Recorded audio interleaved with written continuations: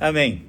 Então estamos aqui, mais uma vez para repartir a palavra de Deus na Igreja Peniel, na Peniel Baptista Church da cidade de Er. E hoje nós queremos compartilhar um tema maravilhoso do livro de Efésios, que são as insondáveis riquezas de Cristo.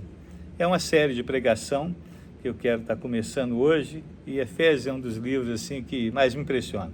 Talvez o livro que eu tenho mais estudado ao longo de 45 anos de convertido. Não, 50 anos de convertido.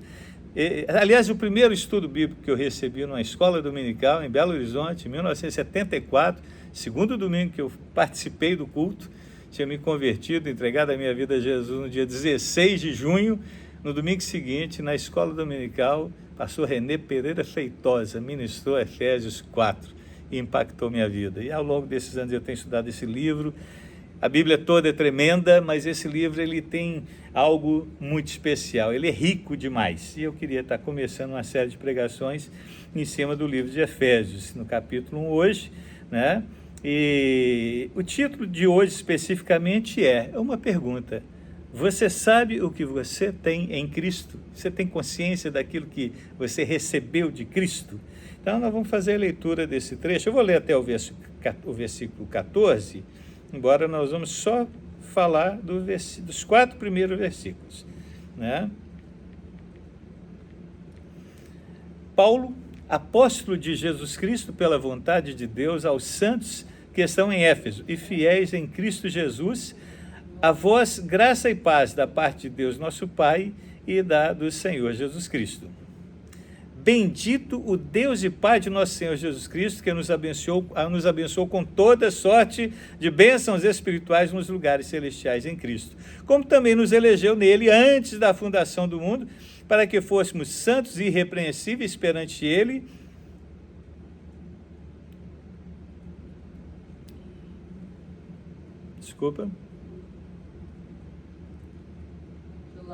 para que fôssemos santos e irrepreensíveis diante dele em amor, e nos predestinou para filhos de adoção, por Jesus Cristo, para si mesmo, segundo o beneplácito da sua vontade, para louvor da glória da sua graça, pela qual nos fez agradáveis a si no amado, em quem temos a redenção pelo seu sangue, a remissão das ofensas, dos pecados, segundo a riqueza da sua graça, que ele tornou abundante para conosco em toda sabedoria e prudência, descobrindo-nos o mistério da sua vontade, segundo o seu beneplácito, que propusera em si mesmo de tornar a congregar em Cristo todas as coisas na dispensação da plenitude dos tempos, tanto as que estão nos céus como as que estão na terra. Nele, em quem também fomos feito herança, havendo sido predestinados conforme o propósito daquele que faz todas as coisas segundo o conselho da sua vontade, com o fim de sermos para louvor da sua glória, nós os que esperamos em Cristo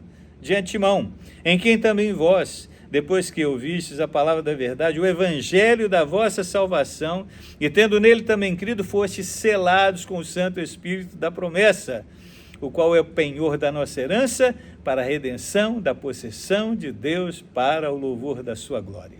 Até o verso 14.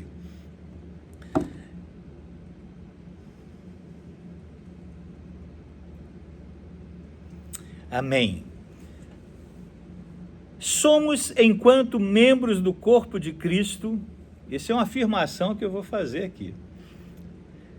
Reflita nela. Somos, enquanto membros do corpo de Cristo, o povo mais rico, o mais abastado e o mais privilegiado do mundo. Embora nem todas as pessoas estão ligadas com essa verdade, nem todos acreditam nisso, mas de fato, nós somos o povo mais rico, o povo mais abastado, o povo mais privilegiado do mundo. A palavra evangelho no grego, significa boa notícia. A melhor notícia que o ser humano pode ouvir. Nós estamos cercados, infelizmente, todos os dias de más notícias, Toda hora a gente está ouvindo mais notícias.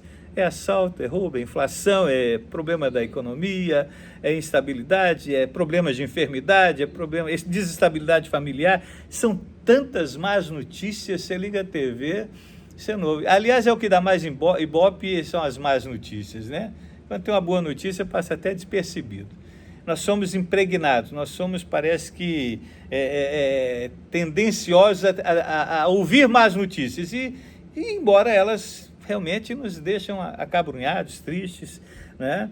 E a gente precisa de ouvir boas notícias, né? E nós estamos, na realidade, precisando de boas notícias, e o Evangelho é essa boa notícia que vem até nós através das Sagradas Escrituras, né? Todos nós estamos desejosos pelas boas notícias em meio a essas diversas situações de problemas, aflições e questionamentos. E eu sei que a gente pode afirmar como que é bom a gente receber uma boa notícia, né? A Valesca recebeu uma ótima notícia essa semana. Foi duas notícias, né? Foi terça, que dia? Sexta-feira, né? Sexta-feira. Ela passou no teste de cidadania. Parabéns. Hoje é cidadã americana. Cidadã brasileira e cidadã americana. Isso é uma grande vitória. E qual foi a outra bênção? A outra bênção é que eu fiz uma cirurgia no meu peito, falando que eu não tinha câncer no peito. A notícia de que fez uma cirurgia no peito e havia possibilidade de câncer e não havia. Cirurgia para tirar o caroço para ver se era câncer ou não. Aí a fez a biópsia e não era câncer. Uma ótima notícia, né? Que bênção, maravilha, né? Como é bom a gente receber uma boa notícia, né? Bom, eu já dei oportunidade para a Valesca falar da boa notícia que ela recebeu. Eu recebi uma notícia excelente uma época na minha vida, né? E essa notícia mudou todo o curso da nossa história. Eu recebi muitas boas notícias. Mas um dia, quando a nossa filha Rebeca, que está hoje com 30, hoje está fazendo 12 anos de casados, né? E está com 32 anos hoje, ela estava fazendo 15 anos, lá no Brasil. E aí, no meio lá da arrumação da festa, eu recebi uma ligação do Banco Unicar, do Unibanco, que não tem mais, o Itaú encampou o Unibanco. E o sujeito ligou para mim, eu atendi, pois não, seu Edson? Sim, seu Edson. Eu queria te informar que você foi premiado, você ganhou uma viagem. Aliás, ele me perguntou, você está participando da promoção Cinemania? Falei, eu? Eu não lembrava. Eu tinha me inscrito nessa promoção e não fazia ideia. Nem passou, fiz automaticamente na internet. Ele falou, não, você fez. Falei, eu não lembro disso. Não, você fez e foi contemplado. Você ganhou um prêmio com tudo pago para Los Angeles, com direito a acompanhante. Eu falei, o quê? Eu pensei, isso é trote, né? E você vai hospedar no Wilshire Hotel, que é de propriedade do Arnold Schwarzenegger. Você vai andar na calçada da fama, você vai jantar de limousine, você vai nos melhores restaurantes, você vai na Universal Pictures, você vai no Teatro Kodak, você vai não sei aonde, e no Pier de não sei onde, você vai em Venice, você vai aqui, você vai ali. E eu falei, Aí no final ele disse, eu sei que você está achando que é trote. Eu falei, Aí ele falou, para você saber que não é trote, liga para o seu gerente, porque ele já sabe, o gerente da minha cidade. Falou, opa, mudou de figura. E eu estou lá preparando para o aniversário, não falei nada com ninguém. Guardei no coração, fiz como Maria, guardei no coração. E aí liguei para o gerente, nada do gerente me atender. Passou amanhã, foi de manhã, de tardezinha ele atendeu. Quando ele atendeu, ô seu Edson, parabéns, nós queremos botar uma faixa aqui no banco, porque um cliente nosso foi contemplado. Até hoje eu não me lembro de ter feito aquela inscrição, mas eu fiz, lógico que eu fiz. Final das contas, ganhamos uma viagem, viemos para Los Angeles com tudo pago. Uma semana de show. E ela veio, né? Vieram 6, né? 6 casais contemplados no Brasil. 5. Éramos 6, né? Enfim, nós viemos para cá e a coisa foi tremenda, né? Foi um passeio tremendo e maravilhoso. A gente não tinha nem tempo para piscar, né? Era só dormir pouquinho, porque tinha que acordar cedo, para passear. Essa foi uma excelente notícia. E ela mudou o curso da nossa história. Por quê? Porque chegando em Los Angeles, eu fiz contato com o Rômulo, que é uma ovelha nossa do Brasil que tinha vindo para cá. Ele falou, não, você tem que vir para Boston. Eu falei, mas eu estou ligado a um programa. Não sei se vai ser permitido. E foi permitido, viemos para cá. E eu vim com um pensamento, eu quero estudar nos Estados Unidos. Era um sonho. será que vai ser dessa vez? Aí vim, fiz os contatos no Gordon Conwell Theological Seminary, Deus abriu as portas, voltei para o Brasil, peguei o visto de estudante, voltei e fiz o seminário, né, o mestrado, 2 mestrados, um ainda tem uma dependência aí para a gente concluir o 2º mestrado ou o doutorado, tenho 60 créditos ainda de sobra lá, garantido, talvez, quem sabe, ano que vem, mas a Rebeca veio comigo de acompanhante, Dora veio na sequência, a Raquel e o Ruth estavam no seminário lá da Lagoinha, Ruth foi para Portugal, a Raquel ficou no projeto social no Prático, e a Rebeca vindo para cá, casou com um moço americano, temos 2 netas americanas, hoje estamos aqui, a nossa vida deu uma guinada. Uma notícia mudou a história da nossa vida. Foi uma excelente notícia. Agora, eu digo a você que por melhor e mais tremenda que tenha sido essa notícia, ela não chega aos pés da notícia que a palavra de Deus me dá. A notícia da salvação, a notícia da redenção e a notícia que Paulo, de alguma maneira, ele esmiuça nesse texto de Efésios. Do capítulo 3, no capítulo 1 de Efésios, do versículo 3 ao 14, assim, é algo inédito, talvez não exista nada parecido na literatura mundial. Do verso 3 ao verso 14, apenas uma frase. Ela não tem ponto final, ela tem vírgula, ela tem ponto e vírgula, mas ela não tem ponto final. Ela é uma frase imensa, do verso 3 ao verso 14.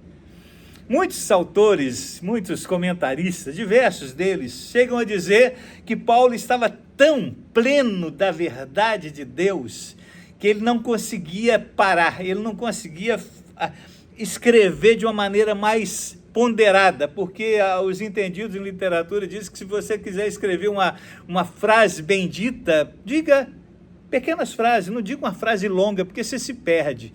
Paulo, ele quebra esse princípio, porque ele escreve uma frase imensa, mas é que Paulo estava tão cheio de Deus, que ele tinha necessidade de repartir, e as coisas como borbulhões vinham à sua mente, ao seu coração, e ele ia repartindo aquelas verdades, a ponto de formar uma frase imensa.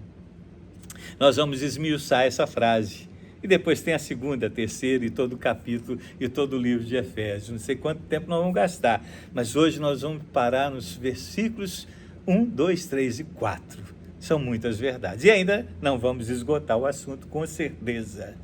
Então, dos versos 1 ao 4, nós vamos deparar com algumas afirmações, com algumas colocações que são importantes, e que comprovam a nossa situação de privilégio em Cristo Jesus. Como nós somos privilegiados?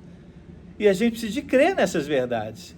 Porque muitas vezes a vida, ela proporciona tantas lutas ao nosso redor, tantas dificuldades, tantas limitações, que a gente fica tão obcecado com as lutas e com as provas do dia a dia, que a gente não tem essa percepção daquilo que Deus fez na nossa vida. A gente tem a tendência até de acreditar nas boas notícias daqui, do dia a dia, e até nas más notícias daqui. Mas a gente tem tanta dificuldade, às vezes, de acreditar nas notícias que a palavra de Deus nos dá, as boas notícias espirituais. E eu preciso de inverter isso no meu coração, eu preciso de acreditar piamente nas verdades que o Senhor me traz, sabe? Elas são tremendas, elas mudam o curso da nossa existência. Elas mudam a nossa vida, né? E as verdades que eu queria estar repartindo aqui nesse trecho de 1 a 4 são 7 verdades, 7 colocações, bem objetivas. A primeira delas é de grande importância, por quê? O apóstolo Paulo, ele começa escrevendo o capítulo 1, dizendo o seguinte: Paulo, apóstolo de Jesus Cristo, por vontade de Deus. Bom, essa já é uma boa notícia. Porque quem está escrevendo essa carta é o apóstolo Paulo. Quem é o apóstolo Paulo? Não é qualquer um. O apóstolo Paulo foi um homem, segundo ele próprio reparte na palavra, ele foi um homem discipulado por um judeu chamado Gamaliel, que era um expert na teologia da época. Era um privilégio ser treinado por Gamaliel. Paulo, quando ele dá a sua autobiografia no livro de Filipenses, ele descreve que ele era judeu de judeu, ele era da seita mais severa, que eram os fariseus, e ele tinha um padrão moral de vida tão elevado que ele chega a dizer que, segundo a lei, ele era irrepreensível. Sabe o que significa isso? Ninguém conseguia achar, no primeiro momento, nenhuma falha em Paulo. Ele era um sujeito de um padrão moral elevadíssimo. conhecedor tremendo das Escrituras, especialmente do Velho Testamento. Era um camarada habilitado. E esse homem, um dia, movido, sabe, por esse desejo de fazer o melhor para Deus, e ele diz isso, ele tributava cultuar a Deus, ele achava que estava cultuando a Deus, quando ele foi desafiado pelas autoridades para perseguir os cristãos. Porque na ótica dele e dos judeus da época, os cristãos eram contra Deus. Eles não acreditavam, como não acreditam até hoje, no Messias. Não acreditavam que Jesus é o Messias, eles ainda esperam o Messias. E Paulo não acreditava. E Paulo, então, movido, comissionado pelas autoridades da época religiosas, do grupo que ele pertencia, ele vai em busca dos cristãos, para persegui-los e até mesmo para matá-los. Acontece uma situação tão terrível que ele chega no grupo que prende Estevão. Estevão, um homem que foi tratado pelo Senhor, que foi convertido, que seguiu a Jesus, que foi batizado com o Espírito Santo, que estava cheio do Espírito Santo. Estevão, houve um momento de perseguição tal que ele é apedrejado até a morte. E a Bíblia diz lá no livro de Atos que Estevão, enquanto estava sendo apedrejado, ele olha para o céu e repete o que Jesus disse: Deus, não lhes impute esse pecado, perdoa-lhes. Eles não sabem o que estão fazendo. E alguns diziam que o rosto de Estevão era como de anjo, enquanto as pedras caíam sobre o seu corpo e o seu rosto, e ele ia sendo amortecido. Ele olha para o céu e ele tem uma visão. A Bíblia diz que, em geral, Jesus, quando foi assunto ao céu, depois da ressurreição, Jesus está sentado à direita do Pai.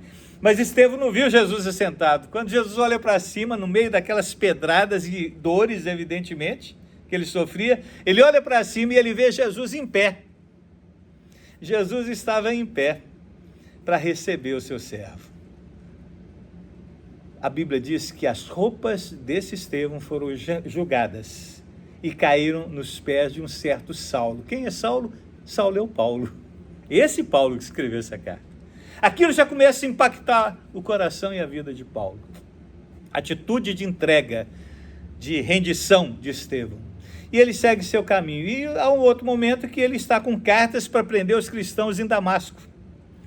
Enquanto ele está indo para Damasco para prender e quem sabe até matar alguns cristãos, no caminho, ele estava a pé, não a cavalo, é bom que se diga, alguns acham que estava a cavalo, a Bíblia não diz isso, mas ele está com a sua comitiva de perseguidores, ele liderando aquela comitiva e de repente no caminho de Damasco, o que acontece? Uma luz tremenda brilha, uma luz fulgurante brilha, e Paulo cai por terra, diz a Bíblia no livro de Atos capítulo 9. Paulo cai por terra diante daquela luz, e ele reconhece que aquela luz vem de Deus, e ele diz: quem és tu, Senhor? E é interessante que ele não viu, mas ele sabe que é Deus. Quem és tu, Senhor? Quando ele fala Senhor, ele está reconhecendo o senhorio de Deus. E ele pergunta, e há uma voz que responde a ele: eu sou Jesus a quem tu persegues. Eu sou Jesus a quem tu persegues. Bom, se a gente for analisar, Paulo estava perseguindo Jesus ou os seguidores de Jesus? Num primeiro momento, qualquer um de nós falaria, ele está perseguindo os seguidores de Jesus. Mas quando Jesus se identifica e diz: eu sou Jesus a quem tu persegues, nós aprendemos uma verdade. Toda vez que o cristão verdadeiro é perseguido, na realidade quem está sendo perseguido é Jesus. Então, se alguém te persegue, fica tranquilo, porque Jesus está tomando a sua causa. Amém? Se alguém me persegue, Jesus está tomando a minha causa, porque ninguém faz nada contra mim se não tocar em Jesus, porque a Bíblia fala que nós somos menina dos olhos de Deus. Aleluia! Nós somos menina dos olhos de Deus. Então, se toca em mim, toca em Jesus, e Jesus age. Eu sou Jesus a quem tu persegues. Naquela hora, Paulo cai por terra, ele fica cego, há escamas nos seus olhos, e ele tem uma experiência de conversão genuína, e ele recebe o novo nome de Saulo para Paulo, aqui é significado pequeno, significa pequeno. Porque Paulo era pequeno. Paulo era um sujeito baixinho. Diz a biografia de Paulo que ele era baixinho, tinha pernas cambotas, tinha sobrancelhas grossas, e aí teve um problema nos olhos e ele ficou caolho. Ele era muito feio. Por isso que algumas cartas ele diz, olha, minha presença não impacta ninguém, mas quando eu falo é diferente. Né? Paulo não era uma pessoa apta para ocupar alguns púlpitos das nossas igrejas, talvez fosse rejeitado até pela sua aparência física, e ele não era muito eloquente também não. Talvez ele não seria apto para algumas das nossas igrejas, mas ele era o Paulo, o maior evangelista de todos os tempos do Novo Testamento, o que escreveu as cartas que abastece teologicamente, doutrinariamente a igreja do Senhor. E esse homem agora prostrado ali é direcionado pelo Senhor na casa de um tal de Ananias, e esse Ananias que ninguém fala dele, a não ser nessa ocasião, e ele é a ferramenta de Deus para ministrar o coração de Paulo. E ele ora por Paulo, e as escamas caem dos olhos de Paulo, embora ele ainda fique com alguma sequela nos olhos, e Paulo agora, de perseguidor, se torna um cristão, um propagador do evangelho, um seguidor de Jesus Cristo, amém? Há uma mudança na vida de Paulo, e é esse Paulo que escreve essa carta, porque ele recebe ali, naquele momento, o comissionamento para ser apóstolo. Havia uns 12 apóstolos separados por Jesus, um deles foi Judas Iscariotes, que traiu a Jesus. Os discípulos, um dia reunidos, elegeram Matias, mas na ótica de Deus, eu particularmente acredito que Paulo é o 12º, que foi eleito diretamente pelo Senhor para compor o colégio apostólico dos 12. Mas Paulo ele não chega com orgulho, com vaidade, por ele ter sido comissionado para ser apóstolo. Na realidade, o apóstolo Paulo, ele chega a dizer que ele era o menor de todos os apóstolos. Ele considera-se apóstolo, mas o menor, por ter perseguido a igreja. Ele vai além. Quando ele depara com a santidade de Deus, embora ele fosse um homem de um padrão moral elevadíssimo, diante da glória e da santidade de Deus, ele se considera o pior, o principal dos pecadores. Paulo, ele se humilha diante do Senhor. Então ele recebe esse comissionado. Por isso que a Bíblia fala que ele, Paulo, é aquele que escreve essa carta. E em outras cartas ele vai repetir essa verdade. Que diz que ele é o Paulo, apóstolo de Jesus Cristo por vontade de Deus. Não foi por escolha própria, não foi por escolha de outros.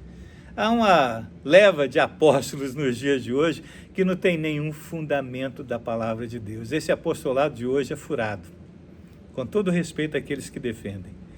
Porque, na realidade, o apostolado de hoje é muito mais um apostolado de presunção e de vaidade, de estar acima.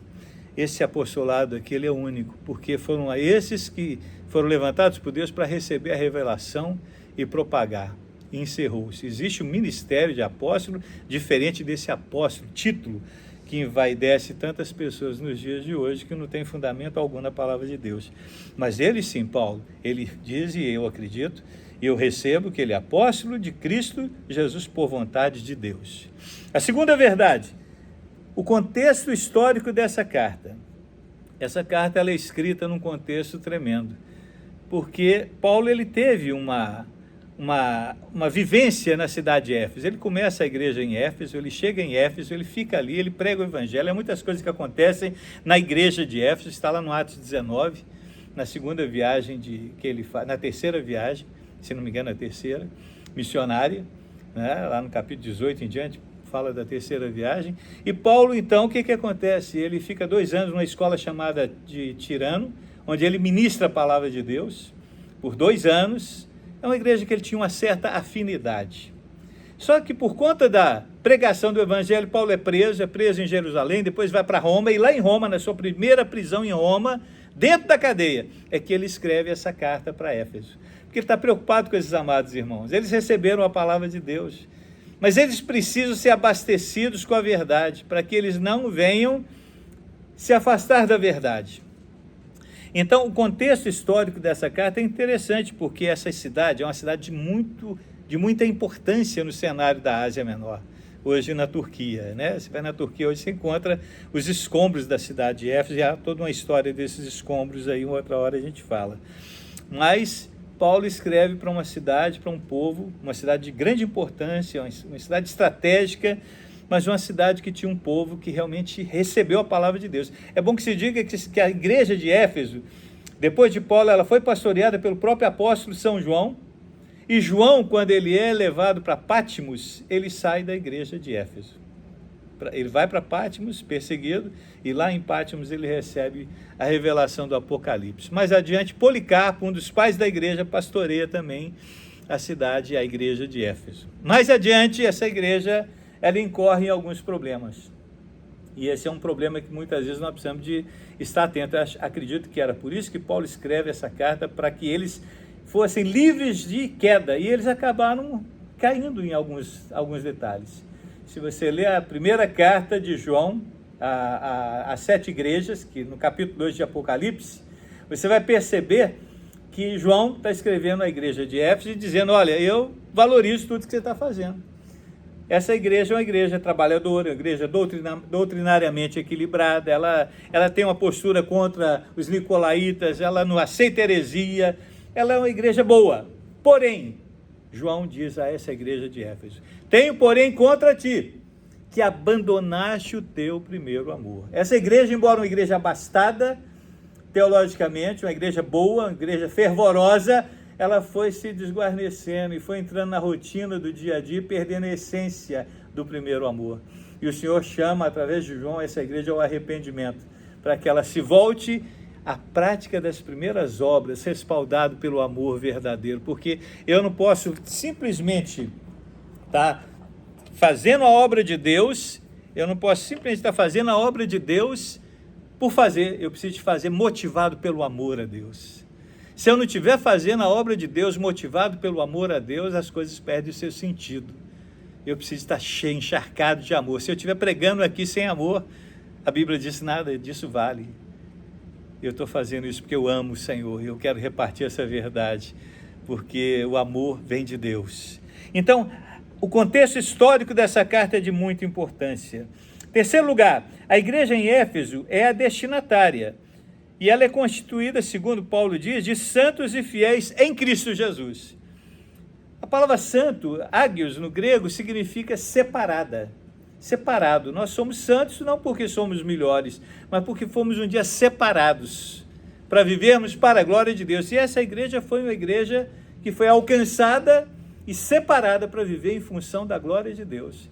Era uma igreja de fiéis porque estavam ligados, atentos à verdade da palavra de Deus. Essa é uma igreja constituída de santos e fiéis. E é uma palavra de suma importância que Paulo coloca nessa carta e em outras também, que é a expressão em Cristo Jesus. Essa expressão, ela aparece cerca de 106 vezes nas epístolas, mas só na epístola aos Efésios ela aparece cerca de 36 vezes, a expressão em Cristo. E essa expressão significa que a partir do momento que eu entreguei a minha vida a Jesus, verdadeiramente, eu passei a estar em Cristo. Cristo em mim e eu nele, há uma fusão. O Espírito Santo sela o meu espírito, e eu passo a viver em Cristo. Por isso que, segundo o que a gente entende na carta, Paulo nos dá um sentido maravilhoso. Nós somos pessoas de dupla cidadania, né? A Valesca tem dupla cidadania hoje, americana e brasileira, do ponto de vista humano. Mas sabe que você ainda tem uma outra cidadania. Nós somos cidadãos, nós somos bicidadãos, né? Nós temos dupla cidadania. Nós somos cidadãos da terra e nós somos cidadãos dos céus. Nós somos cidadãos em Cristo. Nós gozamos dessa verdade. Eu sou cidadão em Cristo Jesus. Há uma mulher, uma dama, que viveu ali deixa eu ver. Alistair MacLean. Uma dama que viveu na Escócia. Ela viveu uma vida muito dura, muito sofrida. Mas ela tinha uma exuberância muito grande, ela tinha uma postura de alegria, de contentamento muito grande. Alguém um dia chegou e perguntou para ela, escuta, como que você consegue viver bem no meio de tanta tribulação? E ela andava pelos mares. E ela respondeu, meu segredo está em navegar pelos mares e manter sempre o coração no porto. Eu navego pelos mares, mas meu coração está no porto. O meu porto seguro é estar em Cristo Jesus. Eu posso navegar pelos mares bravios dessa vida, mas o meu coração está em Cristo Jesus. Em Cristo Jesus, onde eu tenho segurança, onde eu tenho realmente o respaldo, a verdade comigo. Então, na quinta colocação importante dessa carta, desse trecho, é que Paulo também emite uma saudação aos irmãos. E essa saudação traz também duas verdades maravilhosas. Quando ele diz, graça e paz a vós outros. É uma saudação, mas que traz um conteúdo tremendo. Primeira verdade, a graça. O que é graça? A graça, a definição de graça no grego é algo maravilhoso, é algo benéfico, é algo de enlevo, é algo salutar, né? A graça de Deus, ela traz a ideia de generosidade, ela traz a ideia de um dom imerecido, ela traz a ideia de encanto, de pureza, mas acima de tudo, a verdade de um dom imerecido. Ela fala da generosidade de Deus. Ou seja, a graça é algo que você recebe que você não merece. Eu não mereço nada, mas Deus me deu. Eu não mereço a salvação, mas Deus me deu a salvação pela graça. Você não merece a salvação, mas você recebeu pela graça. É um dom imerecido. É um dom que você não tem como fazer por onde alcançar. Você recebe. E Deus, Ele faz isso por amor. É lógico que existem critérios para você entrar na bênção de Deus, mas isso não muda o fato de que a graça é algo imerecido. E a segunda palavra de suma importância é paz. Graça e paz. Você recebe a graça imerecida, veja bem, você é a pessoa mais rica do mundo. Você é a pessoa mais abastada do mundo por ter o evangelho, porque você tem a graça de Deus. E você tem paz. A paz é um sentimento também, mas é muito mais do que um sentimento. O livro de João, o Evangelho de João, no capítulo 8, verso 27, diz, Jesus é quem diz, deixe-vos a paz, a minha paz vos dou, não vou-la dou como o mundo a dá. Eu penso e vejo esse texto que traz dois aspectos da paz. Deixe-vos a paz, a minha paz vos dou, a paz perene, a paz dele, a paz que toca no sentimento. A minha paz vos dou, não vou-la dou como o mundo a dá. Deixe-vos a paz, a minha paz vos dou. Quando ele diz deixe-vos a paz, porque o homem em pecado está gozando de uma ruptura, de um distanciamento com Deus. Não há paz entre o homem pecador e Deus santo. Isaías capítulo 59 diz que a mão do Senhor não está encolhida para que não possa salvar, mas os nossos pecados fazem separação entre nós e o nosso Deus. Existe uma ruptura, existe uma distância, e eu não posso ter paz com Deus no pecado. Mas quando Jesus vem e morre naquela cruz e derrama seu sangue santo no meu e no seu lugar, quando ele crava na cruz o escrito de dívida que era contra nós, conforme Paulo diz aos Colossenses, ele libera o seu perdão sobre mim. Quando eu recebo, quando eu creio, quando eu me arrependo, eu recebo o perdão. Ao receber o perdão, eu sou justificado pelo sangue do Cordeiro. Deus passa a olhar para mim como uma pessoa justa, mesmo não tendo sido justo ao longo da vida. E esse status de justiça que eu recebo por imputação, por causa do sangue do Cordeiro, me habilita a estar andando com Deus. Deus olha para mim como justo. Não por causa dos meus atos, dos meus méritos, mas por causa dos méritos de Jesus Cristo na cruz do Calvário. Então essa carta traz essa verdade, a graça imerecida e a paz que estabelece uma comunhão. E é interessante que essa paz também tem um ingrediente muito importante. Porque essa paz, ela é também tradução do hebraico da palavra shalom. No grego é irene. No hebraico é shalom. E shalom é algo assim, no hebraico dá uma ideia mais tremenda. O shalom, a paz, shalom, ela é algo que fala de prosperidade bíblica, não é essa prosperidade tola que prega-se por aí, mas a prosperidade bíblica. Ela fala de saúde física, mental, emocional e espiritual. Ela fala de paz, mas ela não fala de paz como ausência de tribulação. Ela fala de paz apesar das tribulações. Ou seja, essa paz é uma paz que você tem mesmo andando no meio de tribulações, mesmo andando no meio de aflições, mesmo andando no meio de problemas e de dificuldades. Essa paz, ela brota de dentro para fora. Essa paz é tremenda. Então, não há...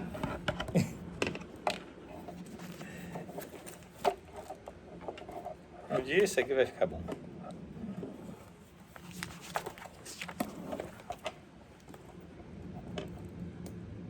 Não há nenhum substituto a essa paz, porque essa paz, ela enche o meu coração, apesar das lutas e das provas. Então, esse trechinho aqui está falando de tantas verdades, está falando agora da paz. Agora, o sexto e penúltimo, a penúltima afirmação que eu quero compartilhar com você, é que o grande objetivo desta carta de Paulo, e ele estabelece isso aqui, ainda no capítulo 3, no capítulo 2, ele vai dizer: graça a vós outros e paz da parte de Deus nosso Pai e do Senhor Jesus Cristo. Embora aqui ele está dizendo apenas da parte do Pai, de Deus o nosso Pai e do Senhor Jesus Cristo, quando você olha o trecho todo dessa carta, do capítulo 3 ao 14, você vai ver a triunidade de Deus em ação. Você vai ver primeiramente do capítulo 3 ao verso 6, a ação, a obra de Deus na aplicação dessas verdades. Do capítulo 6 ao 12, você vai ver a obra de Cristo. E do capítulo 12, do versículo 12 ao 13, você vai ver a obra do Espírito Santo. Ou seja, Deus está, o triuno Deus, o Pai, o Filho e o Espírito Santo, envolvido na ministração dessas bênçãos para cada um de nós. Mas eu quero agora ir para o último ponto, que é a ministração das bênçãos espirituais. Então, veja bem, nós vimos aqui que Paulo é apóstolo, isso é de grande importância, ele é o apóstolo de Jesus Cristo. Nós ouvimos, então, essa palavra de um apóstolo que veio pela vontade de Deus. E nós recebemos aqui uma palavra para os Efésios, que nós estamos incluídos nela, como igreja de Cristo Jesus. Então, nós somos também os santos que vivem hoje na cidade de Er, né? Nós somos os santos que vivem na cidade de Er. Nós somos pessoas que foram separadas para viver para a glória de Deus. E nós somos fiéis, porque nós estamos atentos à verdade do Senhor. E nós recebemos a graça imerecida de Deus, e nós recebemos a paz que vem do Senhor. E tudo isso veio da parte de Deus, o nosso Pai, e do Senhor Jesus Cristo. E agora no verso 3, Paulo vai começar a ministrar essa frase longa, e é apenas o versículo 3 que eu quero ministrar, e a gente já vai encerrando, porque há muitas verdades a serem ditas para as próximas reuniões. E o verso 3 vai dizer assim: bendito o Deus e Pai de nosso Senhor Jesus Cristo, que nos tem abençoado com toda sorte de bênção espiritual nas regiões celestiais em Cristo Jesus. É uma expressão de louvor e adoração. Paulo, ele está adorando a Deus, ele está bendizendo ao Senhor. Essa palavra bendito é uma expressão de adoração, é uma expressão de louvor, é a expressão que engrandece a Deus. Bendito Deus e Pai de nosso Senhor Jesus Cristo. E aí, ele vai fazer essa afirmação, que nos tem abençoado. A língua grega é uma língua, o Novo Testamento foi escrito na língua grega, e é importante, não para a gente ficar envaidecido, porque eu não conheço nada de grego, eu queria até aprender mais grego. Tive a oportunidade de estudar um pouquinho e fiquei encantado, se eu tivesse mais idade, queria estudar mais. Porque quando você estuda os comentários, alguns que falam do grego e com prioridade, aí você aprende que a verdade na nossa língua, quando você vai no grego, ela amplia, porque ela dá um sentido mais amplo.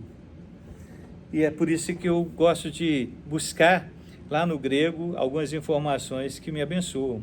Quando Paulo está dizendo assim que Deus é bendito e que Ele nos tem abençoado com toda sorte de bênção espiritual, essa palavra que Ele nos tem abençoado está num tempo de verbo que no grego chama-se auristo. Qual que é o significado disso? É uma bênção que já foi consolidada, já foi dada totalmente. Sabe, o auristo fala de algo que foi dado, é um ponto, aconteceu, tudo você recebeu. Você não vai receber mais adiante, nem no passado, já recebeu. Você já tem sido abençoado de modo absoluto. Amém?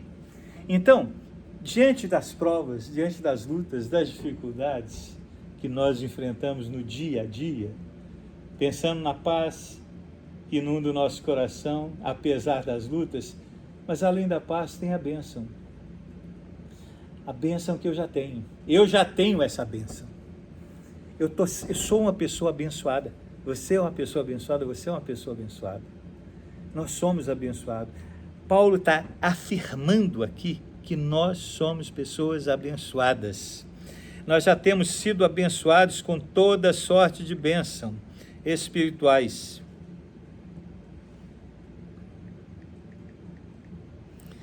Bendito Deus e Pai de nosso Senhor Jesus Cristo, que nos tem abençoado com toda sorte de bênção espiritual nas regiões celestiais em Cristo.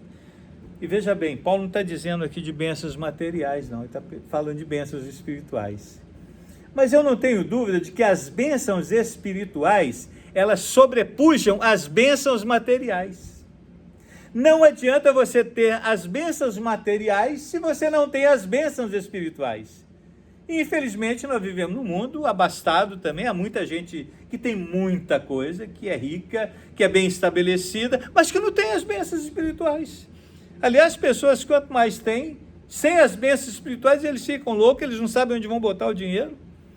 E mesmo que você não tenha tanto dinheiro, nós somos pessoas apegadas a muitas coisas materiais, a estabilidades humanas e efêmeras, passageiras. Mas se você apenas tem as bênçãos materiais e não tem as espirituais, essas bênçãos materiais, em primeiro lugar, elas não enchem o seu coração, elas não enchem o vazio da alma, elas não dão sentido à vida, elas são inconsistentes, elas são passageiras, elas não trazem paz, elas não trazem felicidade verdadeira. A pessoa pode ter, mas tem um vazio. Há um vazio. O vazio revela que falta algo, e elas não preenchem o coração. Mas quando você recebe a Cristo Jesus como Senhor e Salvador da sua vida, você tem as bênçãos espirituais. O que Paulo está dizendo, nós somos abençoados com toda sorte, não é só com algumas, com tudo, toda sorte de bênção espiritual. Isso significa que as espirituais, elas são maiores do que as materiais e elas abençoam as materiais. Se você tem as bênçãos espirituais, ainda que você tenha poucas bênçãos materiais, as poucas materiais são suficientes para te deixar bem, porque o vazio da alma está cheio. Você está pleno, você tem contentamento, mesmo que você tenha, como a nossa irmã tem experimentado revés na área da saúde. Mas uma coisa é certa, a Bíblia nos diz que nós vamos ter em breve um corpo glorificado, um corpo imarcessível, significa um corpo imurchável. Em breve nós vamos ter um corpo saudável. É promessa da Bíblia. Eu não vou usar óculos. No céu. Não vou usar óculos no céu. Não há problema para mim usar óculos, mas eu não vou usar óculos. Eu não vou usar o andador. Você não vai usar o andador? Não, isso é promessa. Então, o que a gente está vivendo aqui é temporário. Mas as bênçãos espirituais, elas apontam para o céu, mas elas já são reais no aqui e agora. Porque o contentamento, a alegria que eu posso ter por estar servindo a Deus é maior do que todas as aflições. É isso que Jesus disse quando ele disse: eu vim para que tenhais vida e a tenham em abundância. Eu tenho a vida abundante, eu tenho as bênçãos espirituais. E ele vai dizer que a origem dessas bênçãos espirituais não é aqui, é nas regiões celestiais. É o que ele está dizendo aqui. Bendito Deus e Pai de nosso Senhor Jesus Cristo, que nos tem abençoado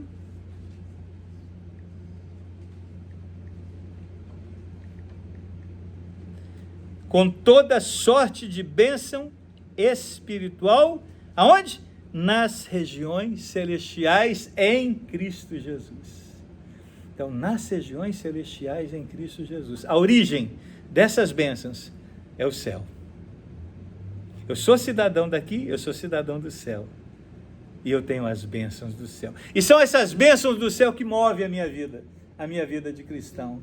São essas bênçãos dos céus que me habilitam a viver aqui em santidade, em comprometimento com Deus, envolvido, engajado na causa de Deus, evangelizando, propagando a verdade, porque as pessoas ao meu redor precisam de ouvir dessa verdade, e eu não posso ficar de boca fechada, porque eu recebi do Senhor. Por isso eu posso dizer, como eu disse no começo, nós somos o povo mais rico, o povo mais abastado, o povo mais privilegiado do mundo, por seguirmos a Jesus. Amém? Que Deus possa abençoar a nossa vida. Se você, porventura, não conhece, não se rendeu a Jesus, está na hora de fazê-lo.